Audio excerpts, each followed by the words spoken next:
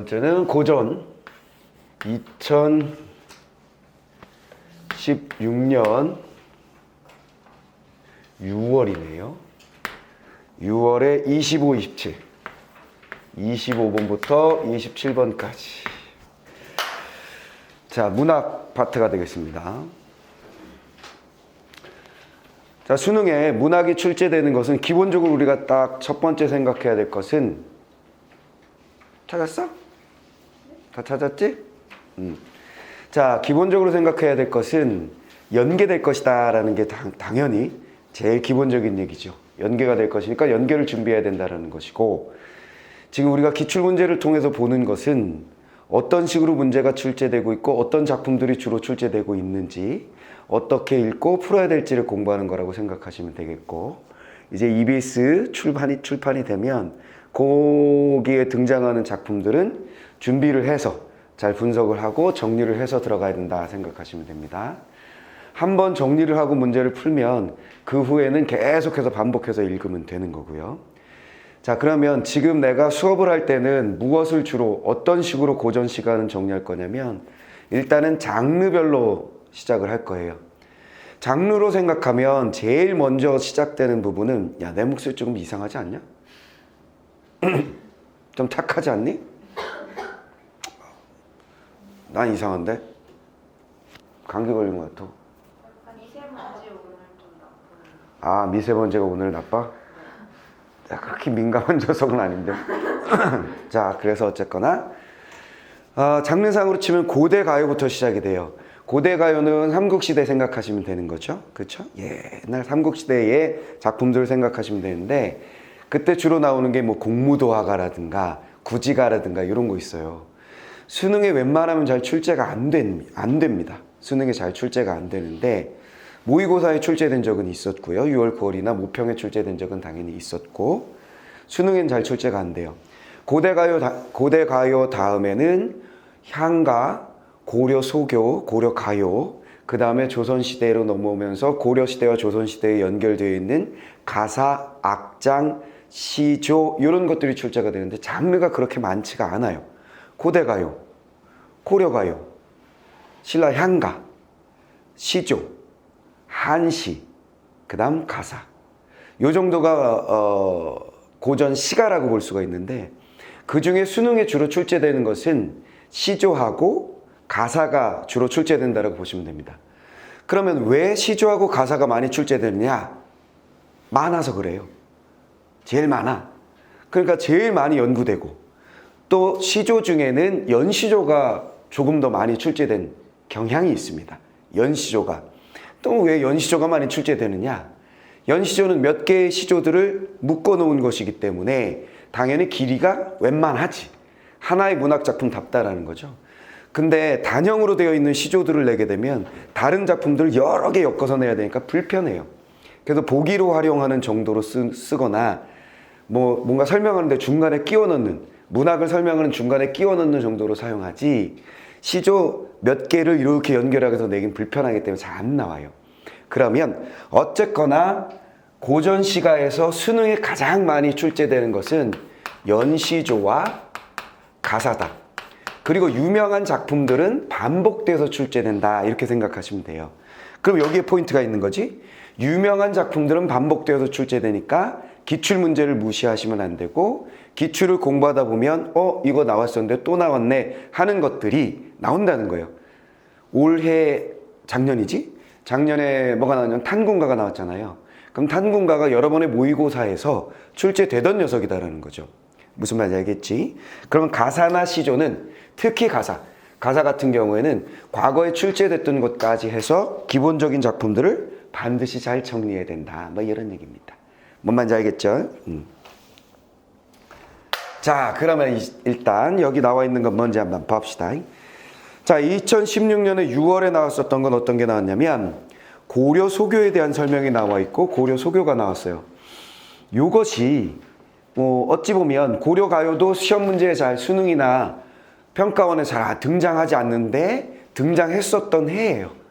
요때 아주 단순한 에피소드가 하나 있었는데, 내가 있는 학원에서 한 선생님이, 야, 고려 가요까지는 시험에 안 나와. 걱정하지 마. 이 말하고 바로 출제됐었던 때였어요. 그래서 아이들이 원성이 자자했었던 그런 때였는데, 그래서 그때 왠진 모르겠으나 아이들이 이런 게 이제 EBS는 있으니까 나한테 자꾸 물어봤거든. 고려가요는 고대가요는 그 시험에 안 나와요? 잘 안 나와. 진짜로 안 나와요? 잘 안 나와. 하지만 그 고대가요 같은 경우에는 설하고 연결해서 나올 수 있고, 그리고 고려소교는 나름대로 연구가 되어 있고 향가는 꽤 출제된 적이 있다. 그래서 안 나온다고 단정 지을 수는 없다라고 얘기했는데, 왜 애들이 이렇게 질문하나 했더니 한 사람이 너무 야 나오면 내가 손에 장을 지져 막 이런 얘기를 하다 보니까 애들이 나한테 확인한 거야. 근데 진짜로 나온 거지. 그 애들이 막 그 선생님 욕하고 다니던 그런 시절이 있었는데, 요 에피소드를 연결해 보면 내가 분명 연시조나 가사가 수능에 나온다고 했으나 이런 형태로도 나올 수 있다라는 거예요. 그러면 그 이전 작품들이 어떤 모델로 나올 수 있는지를 연습해 볼 수 있는 아주 좋은 케이스가 된다라는 얘기입니다. 자, 그러면 일단 훑어보면 가에는 뭔가 문학 이론적인 이야기가 있죠. 그렇죠? 문학 이론적인 이야기가 있고 장르상의 특징을 설명한 글이에요. 그러니까 문학 평론가들, 문학을 연구하는 사람들이 써놓은 글이 되겠죠. 그 다음에 나와 다에는 구체적으로 그 작품들이 나와 있어요. 이런 것은 수능에서 아주 좋아하는 형태의 출제 모델이에요. 이런 거는. 그렇죠? 언제든 이렇게 출제될 수 있다는 거 여러분들 생각을 하셔야 되고요. 자, 10번을 보시면 가를 이해한 내용으로 적절하지 않은 것. 그러니까 가에 대해서 문제를 내고 있는데, 가가 문학 작품이 아니고 문학에 대한 이론 설명이에요. 그렇지? 그러니까 요거는 당연히 그냥 독서 지문을 읽고 문제를 푸는 듯한 느낌이다. 이렇게 생각하시고 푸시면 되고, 11번은 기역부터 디귿까지라고 되어 있고 그것을 바탕으로 나다를 설명한 내용이라고 되어 있죠. 이 문제는 어떤 형태인 거냐면, 원래 가지문처럼 이렇게 긴 문학의 평에 대한 문학에 대한 해설 지문이 있는 상황이 아니라면 얘는 복이었을 거예요. 무슨 말이겠지? 기역, 니은, 디귿이 한 단락에 집중되어 있죠. 그렇죠? 요게 예전 스타일, 다른 스타일로 보면 주로 나오는 스타일로 보면 얘가 그냥 띵 어떤 문제, 요 문제에 보기로 주어지고 보기를 바탕으로 나다를 설명한 내용으로 적절하지 않은 것, 이렇게 나왔을 것을 지문에다가 집어넣은 거라고 생각하시면 되겠고요. 자, 그 다음에 12번 가를 참고해서 A, 나다를 감사한 것으로 적절하지 않은 것이라고 되어 있어요. 그럼 본문에 있는, 즉 가에 있는, 이건 뭐 중국 작품이죠. 중국 작품이라 봐야 되겠지. 요 녀석과 그 다음에 나다를 비교하라고 또 문제를 내줬습니다. 이것도 마찬가지. 다른 방식, 이 형태가 아니었다면 A 작품이 보기로 나오는 거예요. 무슨 말인지 알겠지? 이런 형태도 많이 등장을 하죠. 보기에도 문학 작품을 하나 넣어놓고 연결시키는 문제. 자, 이렇게 세 문제가 나왔나? 세 문제네요. 5, 6, 7, 세 문제. 자, 그럼 일단 가글은 독서 지문을 하듯이 하시면 돼요. 독서 지문을 하듯이 핵심 잡고 정리하고 문제 바로 푸시면 됩니다. 자, 그러면 가 부분 한번 읽어보지요. 가 부분 갑니다. 고려소교는 이라고 되어 있으니까 아하, 여기는 고려소교에 대한 설명을 하고 있구나. 고려소교, 소교라는 것은 민간에 불려지는 노래다라는 얘기예요. 소교라는 건 그냥 민요다라고 생각하셔도 됩니다. 시대마다의 민요인데 고려시대의 민요다. 민간에 불려지던 노래다. 이렇게 생각하시면 되고, 고려소교라고 하기도 하고 줄여서 고자, 속자 빼서 요라고 부르기도 해요. 요라고 하면 그것도 고려가요야. 대표적으로 많이 쓰는 말은 고려가요라는 말을 제일 많이 쓰는 것 같아요. 최근에는. 내 때는 고려소교, 요 막 여러 가지 다 섞었었는데 요즘 고려가요라는 말을 가장 많이 쓰는 것 같고요. 자, 고려소교는 고려시대 궁중에서 형성되어 조선시대까지 궁중 연향에서 전승되어 불리운 노래를 가리킨다. 자, 그러면 고려가요에 대한, 고려소교에 대한 정보를 주고 있는데 첫 번째 정보 중에 제일 중요한 말은 뭘까요? 반복된 말이 있죠? 뭐라 그랬어? 궁중에서 형성되고 조선시대까지 궁중 연향에서, 또다시 궁중이죠, 전승되어 불리는 노래를 가리킨다. 그래서 첫 번째 정보는 궁중에서 웃자고 저짜고 되어 있구나. 궁중이 첫 번째 정보. 됐지? 그 다음 중요한 정보는 고려가요니까 뻔한 정보가 뭐야? 고려 때 불려지던 거라는 거지. 근데 이게 어디까지 연결됐다고? 조선까지 연결되었다가 두 번째 정보. 이렇게 정리하시면 끝나는 거죠. 됐지? 지금 우리 뭐 하고 있는 거냐면 설명문 하나 하고 있는 거야. 독서 지문에서 만나게 될 설명문을 공부하고 있는 거다라고 생각하시면 됩니다. 자, 그 다음에 두 번째 문장. 고려소교의 기원과 형성에는 민간 노래가 관여되어 있다 그랬어요. 기원과 형성. 기원이라는 말이 무슨 말이지요? 시작된 것. 어디서부터 시작되었고 어떻게 형성 과정을 거쳤는지는 바로 민간의 노래가 관련되었다. 자, 이제 세 번째, 민간 노래와 관련이 있다. 대체 소교라는 말에서 이미 민간 노래라는 게 나타나 있지만 어쨌거나 소교라는 말이 여러분들에게 익숙하지 않을 테니까 민간 노래란 말이 중요한 정보가 하나 또 되겠죠. 그 다음에 어휘 공부로 여러분들이 반드시 해야 될 것은 연향이라는 말이에요. 연향. 그치? 거기서 연자를 잘 보세요. 이 잔치연자예요. 잔치연자. 한자를 잘 봐봐. 여자가 뭔가를 머리 위에다가 짊어지고 오는 거야. 음식을 내온다고 생각하시면 돼. 무슨 말이겠어? 맛있게 드세요 하고 막 들고 오는 여인들, 서빙하는 사람들을 생각하시면 돼요. 그럼 요 연자가 나오면 아하, 잔치구나 하시면 되는 거예요. 무슨 말인지 알겠지? 자, 그러면 이제 요 부분에서 할 거 다 했어요. 다 했어요. 궁중에서 불려졌다, 조선시대까지 이어졌다, 민간의 노래다라는 것까지 정리가 끝났습니다. 자, 그 다음에 다음 문장에서 다음 단락에서 뭘 받았냐면 민간 노래가 이렇게 다시 받았죠. 그렇죠? 민간에서 노래가 궁중잔치의 노래로 사용된 연원은, 그러니까 이게 바로 봐봐. 앞 단락의 핵심 단어를 두 번째 단락에서 그냥 받아서 내려오잖아. 내가 지금 여기서 야, 이건 궁중에서 조선시대까지 민간 노래를 바탕으로 이렇게 했잖아. 근데 다음 단락에서 뭐야? 궁중에서 어떻게 민간 노래가 이렇게 잡고 있지. 그래서 모든 글은 어쨌거나 핵심을 잡는다. 그리고 핵심이 어떻게 연결되는지 본다. 이게 어찌 보면 선생님의 내가 하는 강의를 듣고 딱 한마디만 해봐. 그러면 딱 그거야. 핵심을 잡고 연결한다. 그것이 문학이든 그것이 비문학이든 그것이 광고든 어떤 글이든 우리가 할 건 뭐다? 핵심 잡고 연결한다. 뭔 알겠지? 그것이 자연스럽게 눈에 보이면 내 강의는 끝난 거야. 무슨 말이겠어? 선생님 무슨 글을 보든지 핵심이 그냥 턱턱 보여요. 그리고 그게 자연스럽게 다음 단락과 다음 문장에 연결되는 게 너무 잘 보이기 시작했어요. 그럼 너는 하산하여라 이거야. 무슨 말인지 알겠지? 그게 내 강의에 있어서 제일 중요한 포인트예요. 뭔 말인지 알겠어요? 그럼 어쨌거나 궁중과 민간 노래를 잡아서 다음 단락으로 넘어갔습니다. 두 번째 단락. 첫 번째 단락은 끝났고 두 번째 단락. 자, 민간 노래가 궁중잔치 노래로 사용된 연원은 중국의 오래된 시집인 시경의 풍에서 찾을 수 있다. 자, 요 두 가지가 연결된 걸 시경이라는 글에서, 책에서 우리는 찾을 수 있다. 거기 풍에서 찾을 수 있는데 풍에는 민간의 노래가 실려 있는데 사랑 노래가 대부분이다. 제일 중요한 정보, 새로운 정보가 나왔지 또. 무슨 말인지 알겠어? 항상 뭐라 그랬어? 핵심을 잡는 데 있어서 근원이 되는 것 중에 하나는 문장 성분들이 있으니까 주어, 서술어, 목적어, 보어. 그렇죠? 주성분 중에 무엇일 것이다. 어떤 경우에는 주성분이 핵심이 되지 않고 부속 성분, 보조적인 성분들이, 그치? 핵심이 되는 경우도 있다. 왜 그렇게 되냐면 구정보와 신정보의 관계 때문이다 라고 얘기했죠. 그럼 구정보와 신정보의 관계란 뭐냐면 내가 알고 있는 건 구정보예요. 뭐만 알겠어? 그러니까 어떤 아이가 생명공학과를 다니다가 체질이 안 맞아. 4년을 공부하고 졸업을 했어. 그래서 체질이 안 맞아서 저는 인문계로 바꿀 거예요. 저 뭐 다른 걸 할 거예요. 그래서 뭐 경영학과를 갈 거예요. 뭐 사학과를 갈 거예요. 이렇게 바꿨어. 그래서 공부를 시작했다고 생각하자고. 그러면 어떤 지문이 나왔는데 생명공학에 대한 지문이 나온 거야. 이 아이는 4년 동안 공부를 했잖아. 그러니까 거기 지문에 있는 것들은 전부 다 구정보가 될 수 있어. 그럼 그 지문은 밑줄이 하나도 없이 읽고 바로 그냥 풀어버릴 수 있는 지문인 거지. 내 말이 무슨 말인지 알겠지? 이해됐지? 자, 내가 알고 있는 정보는 구정보고 모르는 정보는 신정보야. 그럼 핵심은 무엇을 잡는다? 내가 모르는 게 그냥 이런 게 있었어? 신정보니까 핵심이 되는 거야. 또 문장의 흐름에서도 구정보와 신정보에 따른 핵심을 잡을 수 있죠. 무슨 얘기냐?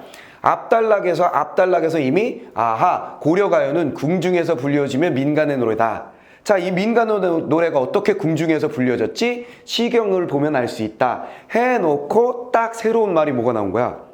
새로운 말이 사랑 노래다. 이 말이 나온 거지. 그러면 시경에 있는 사랑 노래가 궁중에 민간 노래가 들어가게 된 것을, 연원을, 이유를, 그 근본을 찾아볼 수 있는 그 근거가 된다. 뭐 이런 얘기잖아요. 그렇죠? 그럼 사랑 노래 핵심 딱 잡는 거예요. 자, 그다음 풍에 실린 노래는 중국 물론 고려와 조선의 궁중잔치에서도 불렸다. 물론 무엇에도 이런 것들은 뭐야? 주의사항이야. 무슨 말이겠어? 물론 무엇에서도 뭐라고? 중국뿐만 아니라 얘네들은 시경은 중국 건데 이게 어디까지? 고려나 혹은 조선까지도 얘네들은 불려졌다. 도뿐만 아니라 도 얘는 강조의 포인트더라 이런 얘기죠. 그럼 이 강조의 포인트는 앞에는 어디 있냐면 고려의 노래이지만 조선에서 도 이게 또 포인트가 되는 거지. 무슨 말이겠어? 이건 뭐야? 내용일치 포인트라는 거야. 지난 시간에 내가 내용일치 포인트 중에 했었던 게 뭐예요? 만만 했었잖아. 뭐뭐지만 뭐뭐하다. 이거 중요한 포인트, 출제의 포인트가 된다 그랬죠? 무엇에서도도 중요한 출제의 포인트가 된다는 거예요. 왜 그러냐면 그건 강조잖아. 너무나 당연한 거야. 내 말이 무슨 말인지 알겠지? 그러면 내가 이렇게 포인트로 잡아주는 이야기들은 계속 모든 지문에 반복되니까 어느 순간엔 내가 계속 짚어주다가 여러분들이 어느 순간에는 내가 말하지 않아도 알 수 있는 상황이 되는 거지. 뭔 말 알겠어? 이해됐어? 그럼 자연스럽게 문제풀이에 맞게 혹은 핵심을 모든 글의 핵심을 적절히 찾는 글 읽기가 이루어질 거라는 거예요. 내 말 이해됐지? 이해됐지? 그럼 이건 어디까지 그 여파가 미치느냐면 지금 수능을 보는 거의 입장에서 보면 탐구까지 그 여파가 미치는 거야. 글을 잘 읽게 된다. 문제의 포인트를 잘 잡게 된다. 무슨 말인지 알겠죠? 자, 그래서 이거 포인트도 될 수 있다라는 얘기고. 자, 그 다음에 또한 조선의 궁중에서는 이를 참고하여 연양 악곡을 선정했다. 또한 플러스 조선에서도 불렸고 조선에서는 뭐였다고? 바로 악곡을 선정하는 데 있어서 기준이 되었다. 선정의 기준이 되었다. 시경의 사랑 노래가 어떤 의미인지 얘기한 거예요. 시경의 사랑 노래는 여기까지 영향을 끼쳤고 여기도 영향을 끼쳤고 선정에 영향을 끼쳤다. 끝나버리시오. 자, 세 번째 단락으로 또 넘어갑시다. 자, 세 번째 단락. 남녀간의 사랑 노래를 포함한, 자, 다시 받았죠? 사랑 노래 다시 받았죠? 남녀간의 사랑 노래를 포함한 궁중악으로 수용될 수 있었던 까닭은 민간의 노래가 이 사랑 노래뿐만 아니라 민간 노래 이렇게 두 가지 잡은 거예요. 이것들이 궁중에서 또 다시 궁중. 그 이유는 뭐냐 또? 그지? 구체적으로 그 이유는 뭐냐? 왕을 정점으로 하는 통치 구조에서 왕권을 공고히 하고 풍속을 교화하는 수단이 필요했는데 예법과 응악도 중요한 그런 역할을 했기 때문이다. 자, 왜? 왕권뿐만 아니라 중요한 말이 뭐가 되는 거예요? 왕권뿐만 아니라 그 다음에 풍속의 교화, 풍속의 교화를 위해서 필요했기 때문이다. 됐지? 자, 여기서 중요한 단어는 교화라는 말이죠. 교화라는 건 뭐야? 가르쳐서 좋게 만드는 걸 말합니다. 그렇죠? 이 말은 뭐 하여간 자주 등장해요. 역사에도 많이 등장하고 많이 유교, 철학을 이야기할 때도 많이 등장하는 말이죠. 교화. 그들의 목적은 교화였으니, 민간의 교화였으니, 풍속의 교화였으니 이런 말이 많이 나옵니다. 그러니까 선비들은 어떤 생각을 하는 거야? 자기들은 지식인이고 귀족계층이야. 리더라고 생각했죠.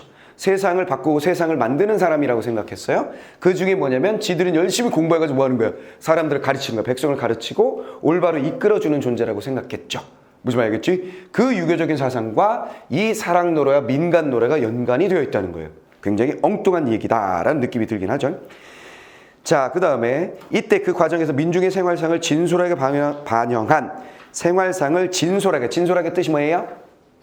진실되게, 리얼하게, 그대로, 있는 그대로 반영한 노래가 가운데에서 인륜의 차원으로 확장될 가능성이 있는 노래를 통치 질서를 구현하기에 적합한 노래로 여겨져 궁중악으로 편입되었던 것이다. 제일 중요한 단어가 뭘까요? 이 문장에서. 지금 민간 노래와 사랑 노래가 왕권의 강화나 풍속을 교화하는 데 의미가 있어서 가져왔다 그랬잖아. 무슨 말이겠지? 이해됐지? 그러면 어떻게 이런 민간 노래나 사랑 노래가 왕권이나 풍속 교화에 연관이 되는 거예요? 라고 묻는다면 여기서 뭐야? 확장이란 말이 제일 중요하죠. 무슨 말이겠어? 무슨 말인지 알겠어? 확장. 그러니까 조명이 이게 굉장히 이게 지난번에도 그러지 않았냐? 뭔가 어떤 포인트에서 얘가 깜빡거렸잖아. 그렇지? 확장이라는 포인트에서 얘가 또 깜빡거렸어. 센서야, 센서. 자, 뭐 한다고?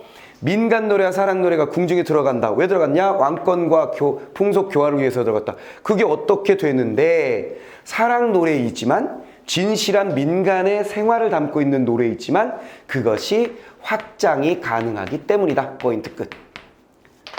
이해돼서? 자, 그러면 너희들이 이런 생각을 할 거야. 내가 어떤 포인트를 잡을 때 나 이거 못 잡았는데? 이럴 수도 있어. 근데 걱정할 건 없다고. 왜냐면 핵심이 되는 녀석은 항상 반복된다 그랬잖아. 다음 문장에서 또 잡아. 다음 단락에서 또 잡고. 무슨 말이겠어? 나는 중간에 치고 들어가서 물어보니까 여러분들이 응? 할 수도 있는데 여러분들이 흐름을 따라서 읽는다면 뒷부분을 읽는 동안에 강화가 될 거야, 그것이. 무슨 말이겠지? 근데 굳이 여기서 핵심을 뒤를 안 보고 잡는 노력을 한다면 서술어가 항상 중요하다 그랬잖아. 그렇지? 적합한 노래가 편입된다. 뭐가 적합하냐? 질서를 구현을. 왜 질서 구현에 적합하냐? 확장될 가능성이 있는 노래이기 때문에 거슬러 서술을 거슬러 올라가다 보면 핵심을 잡을 수 있긴 해요. 근데 그걸 골똘히 생각하면서 찾는 것은 연습할 때 여러분들이 좀 해보시고 중요한 것은 흐름이야. 자, 다음 문장을 보면 뭐가 나와 있냐면 특히 남녀 간의 사랑 노래는 그 화자와 대상이 신화와 임금의 구도로 치환되기 용이했기 때문에 궁중암으로 편입될 수 있었다라고 되어 있어요. 자, 그러면 앞문장하고 요 문장하고 연결 과정에서 제일 중요한 단어는 뭘까요? 치환. 그렇지. 봐봐.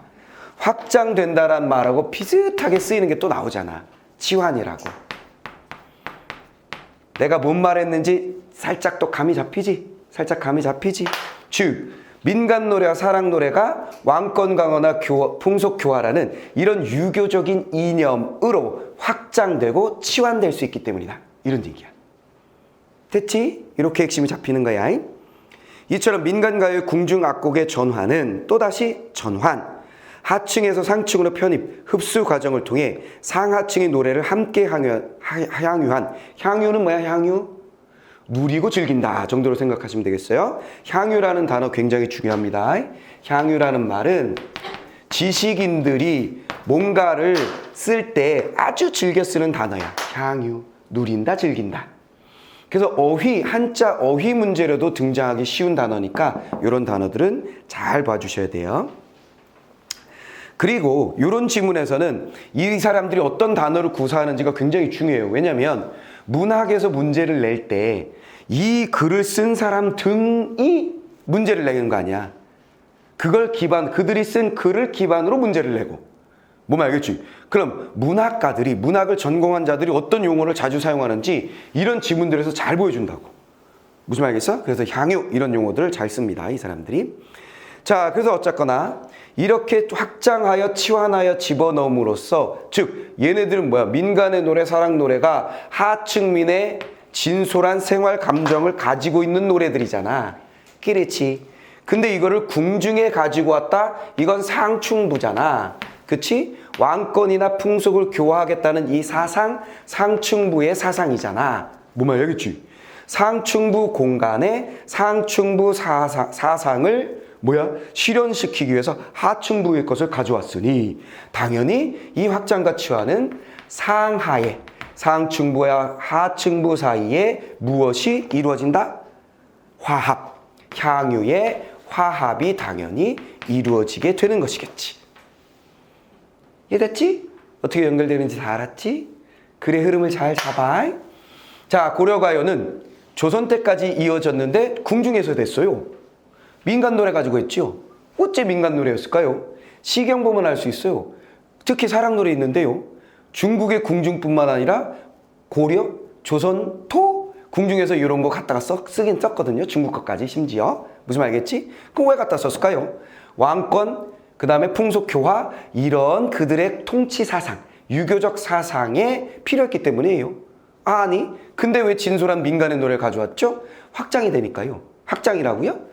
왕과 신하의 관계로 치환될 수 있다는 얘기예요.